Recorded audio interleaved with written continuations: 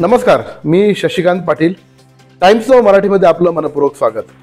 आज आपण मराठवाड्यातल्या आणखीन एका लोकसभा मतदारसंघाचा आढावा घेणार आहोत आणि हा लोकसभा मतदारसंघ आहे मराठवाड्याची राजधानी असलेलं छत्रपती संभाजीनगर म्हणजे पूर्वाश्रमीचं औरंगाबाद. आपण जर औरंगाबाद लोकसभा मतदारसंघाचा विचार करायला गेला तर 2009च्या मतदारसंघ पुनर्रचनेमध्ये औरंगाबाद लोकसभा मतदारसंघामध्ये एकूण 6 विधानसभा मतदारसंघ येतात, ज्यात छत्रपती संभाजीनगर पूर्व, छत्रपती संभाजीनगर पश्चिम, छत्रपती संभाजीनगर मध्य, कन्नड, गंगापूर आणि वैजापूर असे हे 6 विधानसभा मतदारसंघ येतात. आपण जर औरंगाबाद लोकसभा मतदारसंघाचा इतिहास जर आपण जाणून घेण्याचा प्रयत्न केला तर 1957ला पहिल्यांदा या ठिकाणाहून काँग्रेसचे उमेदवार असलेले स्वामी रामानंद तीर्थ म्हणजे मराठवाड्यातलं एक मोठं नाव, महाराष्ट्रातलं मोठं नाव आहे. त्यांनी मराठवाडा मुक्ती मिळवण्यासाठी हैदराबाद मुक्ती संग्रामामध्ये त्यांचा मोठा लढा राहिला होता. ते स्वामी रामानंद तीर्थ हे तत्कालीन औरंगाबाद लोकसभा मतदारसंघाचे पहिले खासदार. मुळात बघायला गेलं तर स्वामी रामानंद तीर्थ यांचं पूर्ण नाव होतं व्यंकटेश भगवानराव खडकीकर आणि 1930 मध्ये ज्यावेळेस स्वामी रामानंद तीर्थ यांनी स्वामी नारायण तीर्थ यांच्याकडनं दीक्षा घेतली त्यावेळेसपासून त्यांचं नाव हे स्वामी रामानंद तीर्थ म्हणून आपल्या सर्वांना परिचित आहे. पण मूळ नाव त्यांचं व्यंकटेश खडकीकर हे आहे.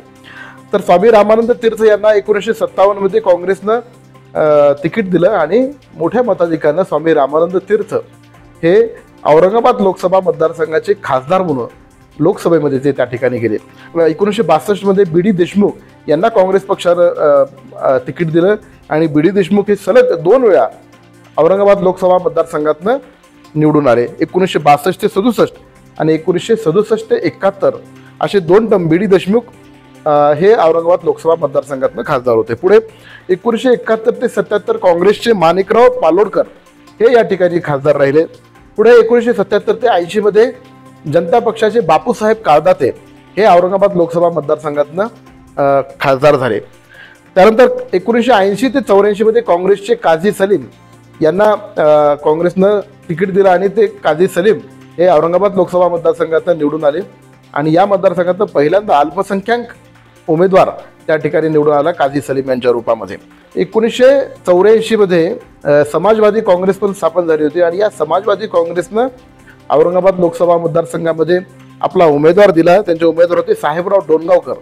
तर समाजवादी काँग्रेसचे साहेबराव डोणगावकर हे औरंगाबाद लोकसभामध्ये 1984 ते 1989 या काळामध्ये औरंगाबादचे खासदार होते.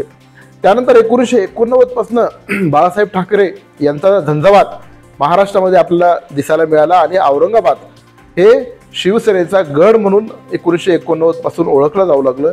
1989 मध्ये शिवसेना पुरस्कृत असलेले मोरेश्वर सावे हे पहिल्यांदा औरंगाबाद लोकसभा मतदारसंघातून खासदार म्हणून निवडून आले आणि त्यानंतर 1991 मध्ये शिवसेनेनं मोरेश्वर सावे यांना पक्षातर्फे तिकीट दिलं आणि त्यामध्ये मोरेश्वर सावे हे मोठ्या मताधिक्याने त्या ठिकाणी निवडून आले. मोरेश्वर सावे हे सलग 2 वेळा औरंगाबाद लोकसभा मतदारसंघाचे खासदार होते. त्यानंतर 1996 मध्ये शिवसेनेनं प्रदीप जयस्वाल जे आता औरंगाबाद मध्यमधनं शिवसेनेचे आमदार आहेत त्या प्रदीप जयस्वालांना 1996 ते 1998 या दरम्यान प्रदीप जयस्वाल हे शिवसेनेचे खासदार राहिले. 1996 मध्ये ते औरंगाबाद लोकसभा मतदारसंघातून निवडून आले. पुढे 1998 ते 99 मध्ये काँग्रेसचे रामकृष्ण बाबा पाटील यांना काँग्रेस पक्षाने तिकीट दिलं आणि शिवसेनेच्या उमेदवाराविरुद्ध रामकृष्ण बाबा पाटील हे त्या ठिकाणी निवडून आले.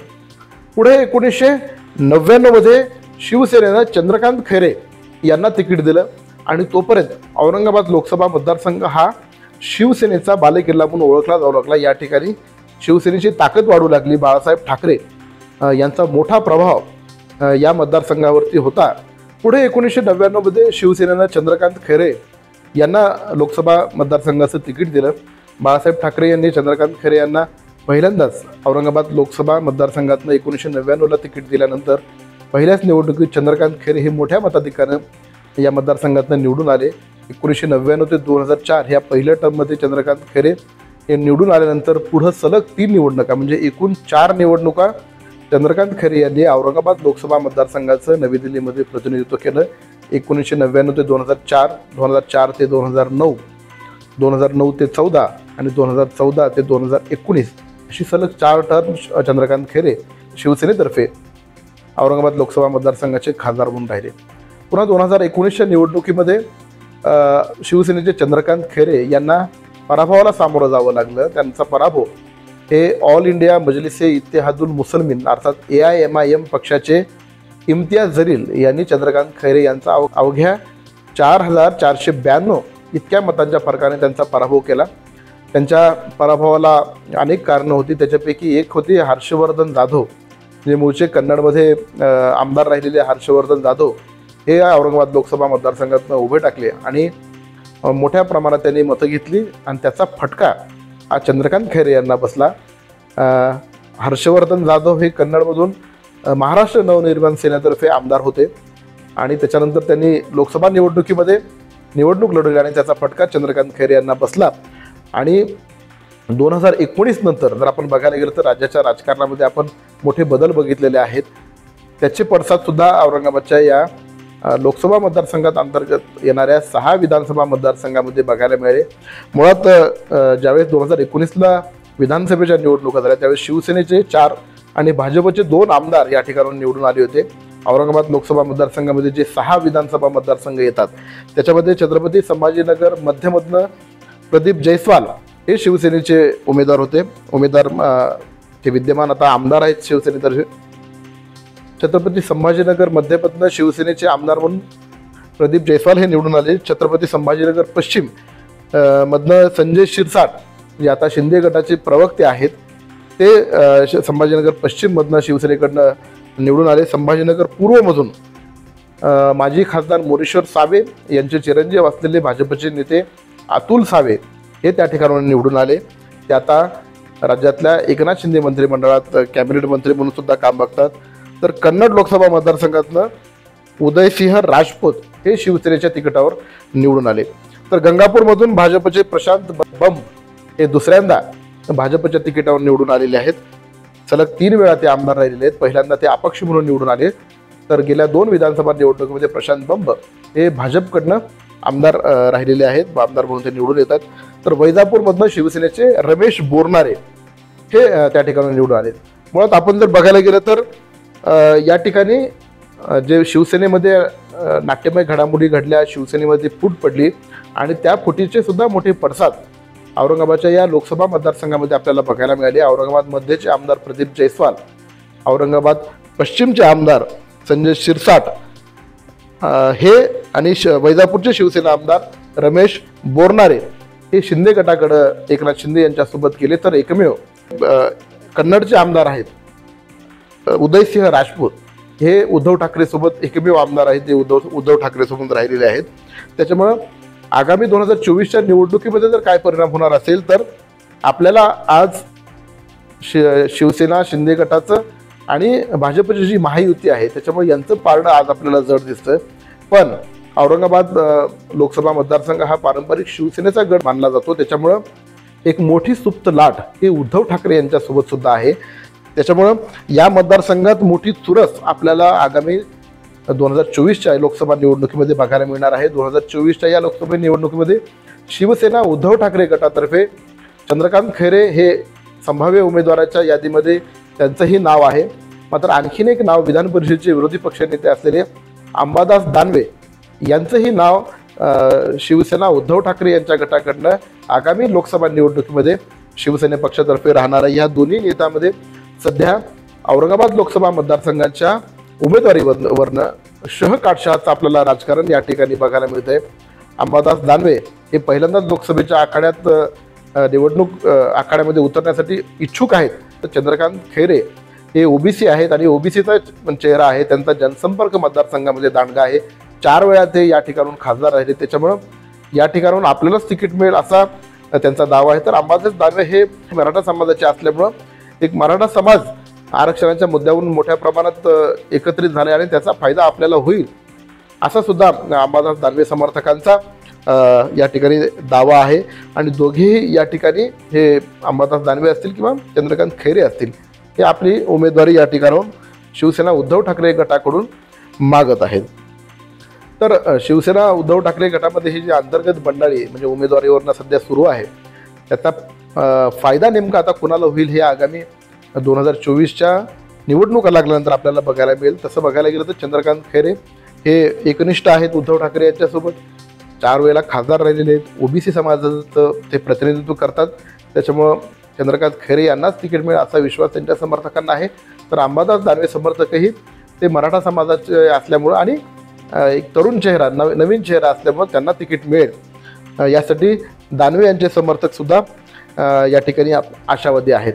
तर भाजपने सुद्धा औरंगाबाद लोकसभा मतदारसंघावरती दावा केलेला आहे. मुळात शिंदे गटानं ही जागा मागितलेली आहे, कारण पूर्वीची जागा ही शिवसेनेने जिंकल्यामुळे शिंदे गटानं सुद्धा या ठिकाणी आपला हा मतदारसंघ आपल्यालाच मिळावा असा त्यांचा सुद्धा आग्रह आहे. शिंदे गटाकडनं संदीपान भुमरे जे विद्यमान मंत्री आहेत, कॅबिनेट मंत्री आहेत आणि औरंगाबादचे आताच्या छत्रपती संभाजीनगरचे ते पालकमंत्री पण आहेत, संदीपान भुमरे हे सुद्धा लोकसभा निवडणूक लढवण्यासाठी इच्छुक आहेत. तर भाजपनेही या लोकसभा मतदारसंघावरती आपला दावा केलेला आहे. शिवसेना शिंदे गटाकडनं आणखीन एक नाव चर्चेत आहे, ते आहे विद्यमान मंत्री अब्दुल सत्तार. अब्दुल सत्तार हे सुद्धा औरंगाबाद लोकसभा मतदारसंघातून प्रतिनिधित्व करता यावं, म्हणजे पूर्वाश्रमीचा औरंगाबाद आणि आत्ताच्या छत्रपती संभाजीनगर मतदारसंघातून आपल्याला प्रतिनिधित्व करता यावं यासाठी ते सुद्धा असुसलेले आहेत. मुळात 2019मध्ये अब्दुल सत्तार हे काँग्रेसमध्ये असताना त्यांनीच काँग्रेस पक्षाकडनं लोकसभेचं तिकीट मागितलं होतं, मात्र त्यांना लोकसभेचं तिकीट न दिल्यामुळे ते नाराज होऊन ते काँग्रेस पक्षातनं बाहेर पडले आणि पुढे शिवसेनेमध्ये गेले आणि नंतरच्या घडामोडी आपल्याला सर्वांना ज्ञात आहेतच. केंद्रीय अर्थ राज्यमंत्री असलेले डॉक्टर भागवत कराड यांना भाजप निवडणुकीच्या या लोकसभेच्या आखाड्यामध्ये उतरण्यासाठी भाजप सज्ज आहे. डॉक्टर भागवत कराड हे केंद्रीय अर्थ राज्यमंत्री असून ते राज्यसभेवरचे खासदार आहेत.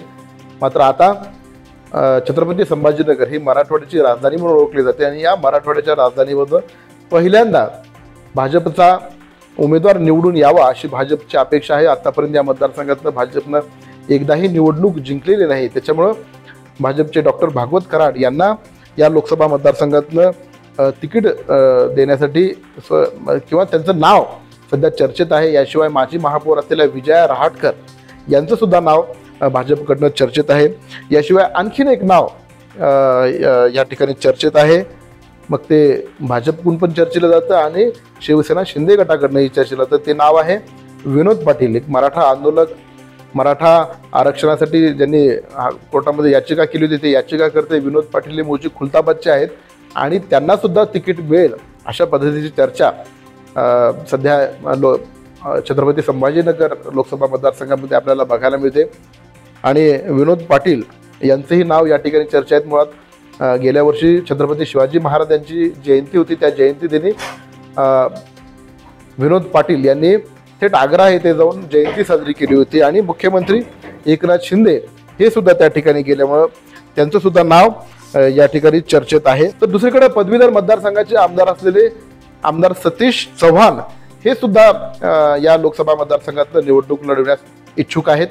छत्रपती संभाजीनगर लोकसभा मतदारसंघातनं चर्चेत आहे ते आणखीन एक नाव, मोठं नाव म्हणजे छत्रपती संभाजी महाराज. कोल्हापूरचे असलेले छत्रपती संभाजी महाराज यांचा स्वराज्य पक्ष आहे आणि स्वराज्य पक्षाला महाविकास आघाडीमध्ये घेऊन छत्रपती संभाजीराजे यांना तिकीट द्यायचं असं सुद्धा एक प्रयत्न या ठिकाणी चालू आहेत. आणि ह्या सगळ्या चर्चा सध्या आपल्याला छत्रपती संभाजीनगर लोकसभा मतदारसंघामध्ये बघायला मिळतात. छत्रपती संभाजीनगरचा लोकसभा मतदारसंघातला जो मतदार आहे तो पारंपरिक हा शिवसेनेचा मतदार आहे. शिवसेनेचे जवळपास 7 वेळा या ठिकाणाहून खासदार म्हणून निवडून आलेले आहेत उमेदवार. तर काँग्रेसचे 5 आणि समाजवादी काँग्रेसचा 1, म्हणजे जवळपास 7 वेळा शिवसेनेचे उमेदवार या ठिकाणाहून निवडून आल्यामुळे इथला मतदार हा पारंपरिकपणे शिवसेनेच्या पाठीमागे राहिलेला आहे. मात्र यावेळी शिवसेनेमध्येच फाटाफूट झाल्यामुळं मतदार नेमकं कुणाच्या पारड्यात या 2024च्या लोकसभा निवडणुकीमध्ये आपलं वजन टाकतं, आपले मतदान टाकतं हे बघणं गरजेचं आहे. आणि या ठिकाणावर कोण खासदार होईल याची उत्सुकता आता सर्वांनाच लागलेली आहे. मुळात ही उत्सुकता तिकीट मिळवण्यापासून सुरू आहे. अनेक जण आपापल्या पद्धतीने आपल्यालाच तिकीट मिळेल याचे दावे करत आहेत. त्यांचे कार्यकर्ते सांगत आहेत की आपल्याच नेत्याला तिकीट मिळणार आहे. त्याच्यामुळे नेमकं शिवसेनेकडनं कोणाला तिकीट मिळतं, महाविकास आघाडीमध्ये काँग्रेसकडनं कोणाला तिकीट मिळतं किंवा मग त्या ठिकाणून स्वराज्य पक्षाचे छत्रपती संभाजी महाराज उभे टाकतात का, किंवा भाजपकडनं डॉक्टर भागवत कराड असतील, विजय रहाटकर असतील, विनोद पाटील असतील, या अनेक नावांची चर्चा सध्या छत्रपती संभाजीनगर लोकसभा मतदारसंघामध्ये आपल्याला पाहायला मिळते. त्याच्यामुळं नेमकं कोणाला तिकीट मिळतं आणि कशा पद्धतीचं चुरस राहणार आहे हे आपण टाइम्स नाव मराठीच्या माध्यमातून वेळोवेळी जाणून घेणारच आहोत. तुर्तास छत्रपती संभाजीनगर म्हणजे पूर्वाश्रमीच्या औरंगाबाद लोकसभा मतदारसंघाचा आपण जो आढावा घेतला आहे त्यात आपण इथंच थांबूयात. धन्यवाद.